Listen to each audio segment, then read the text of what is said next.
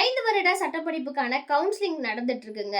First counselling cut off marks release ஆயாச்சு. அதுக்கப்புறம் counselling நடந்து முடிஞ்சு நெறைய பேர் காலேஜ் ஜாயின் பண்ணி காலேஜ் போயிட்டு இருக்கீங்க. ரொம்ப மகிழ்ச்சி. 2வது கவுன்சிலிங்கான கட் ஆஃப் மார்க்க நேத்து தான் ரிலீஸ் பண்ணியிருக்காங்க. இந்த செகண்ட் கவுன்சிலிங் கட் ஆஃப் மார்க்ஸ்ல உங்களுடைய கட் ஆஃப் மார்க்ஸ் இருக்கா அப்படின்றத ஃபர்ஸ்ட் செக் பண்ணிக்கங்க. அப்படி இருந்துச்சு அப்படின்னா நீங்க என்ன பண்ணணும் அப்படின்றத நான் சொல்றேன்.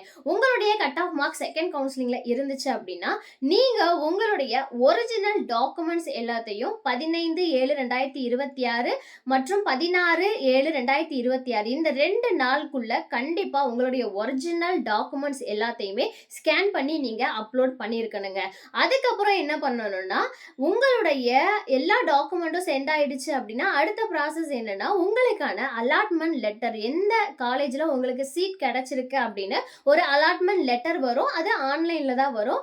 அந்த அலாட்மெண்ட் லெட்டர் உங்களுக்கு 20/7/2026க்குள்ள உங்க கைக்கு வந்துரும். அன்னைக்கு கூட வரலாம். அலாட்மெண்ட் லெட்டர் வந்ததுக்கு அப்புறம் உடனே நீங்க அந்த அலாட்மெண்ட் லெட்டரை ஒரு காப்பி பிரிண்ட் அவுட் எடுத்து வச்சுக்கோங்க. நீங்க எந்த காலேஜ்ல அட்மிஷன் போட போறீங்களோ அந்த காலேஜுக்கு போகும்போது இந்த அலாட்மெண்ட் லெட்டரோட காப்பியை நீங்க கொண்டுட்டு போனுங்க.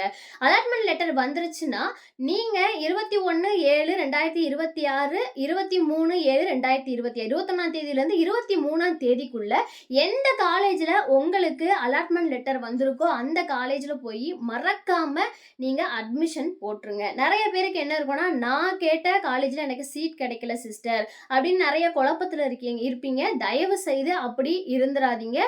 நீங்க கேட்காத காலேஜ்ல கிடைச்சாலுமே ஃபர்ஸ்ட் நீங்க அட்மிஷன் போட்டுருங்க. அட்மிஷன் போட்டதுக்கு அப்புறம் உங்களுக்கு ரீ அலாட்மெண்ட் அப்படின்ற ஒரு ஆப்ஷன் இருக்கும். அதுக்கப்புறம் டிரான்ஸ்ஃபர் அப்படின்ற ஒரு ஆப்ஷனுமே இருக்கும். அதனால உங்களுடைய அட்மிஷனை நீங்க மிஸ் பண்ணிடாதீங்க.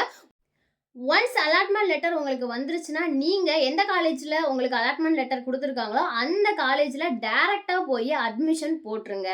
அட்மிஷன் போட்டதுக்கு அப்புறம் நீங்க டிரான்ஸ்ஃபர் பண்ணலாமா இல்லை ரீ அலாட்மெண்ட் பண்ணலாமா அதுக்கு என்ன ப்ரொசீஜர் அப்படின்றத காலேஜ்லயே சொல்லுவாங்க. நன்றி.